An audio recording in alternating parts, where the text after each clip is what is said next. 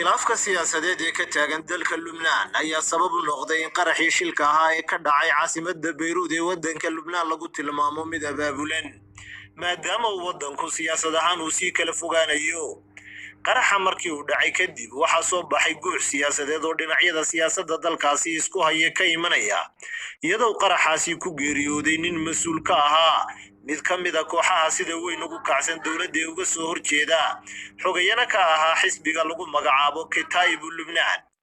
waxaa sidoo kale iscasilay Marwan Hamdan oo baarlamaanka dalka Lubnaan ka tirsanaa kana mid ahaa mucaaradka dowladda sida weyn uga soo horjeeda arrimahaasi oo dhan ayaa laga cabsi qabaa inay sii cakiraan siyaasadda dalka Lubnaan isla markaana ay sii kala fogeyso dhinacyada isku haya siyaasadda waddankaasi dalka Lubnaan ayaa maanta u baroordiiqaya kadib markii qaraxaasi baaxadda weyn leh uu ka dhacay habeennimadii xalay ahayd iyadoo wararkii ugu dambeeyay halkaasi ka soo baxay ay sheegayaan in ugu yaraan ay ku geeriyoodeen dad kor u dhaafaya 100 qof halka ay ku dhaawacmeen dad kor u dhaafay 4,000 oo qof madaxweynaha waddankaasi Michel Aoun ayaa waxa uu sheegay in 2,750 tan oo maadada loo yaqaano ammonium nitrate oo loo kaydiyay hab aan amni ahayn isla markaana lagu kaydiyay baqaaro ku yaala dekedda waddankaasi 6 sanadood ay khasaaraha keentay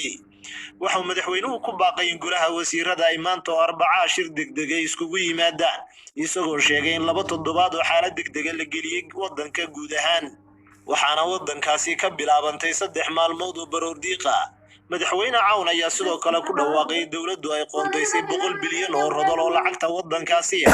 ka dhigantay 66 milyan oo dollar oo lagu maalgelinayo xaaladaha degdeg ee waddankaasi مسؤولين تودن كلبنان يا شيء باريتانا ده هرد عايت الماما يا إن قرحوا هاشل أنسي ولا كعب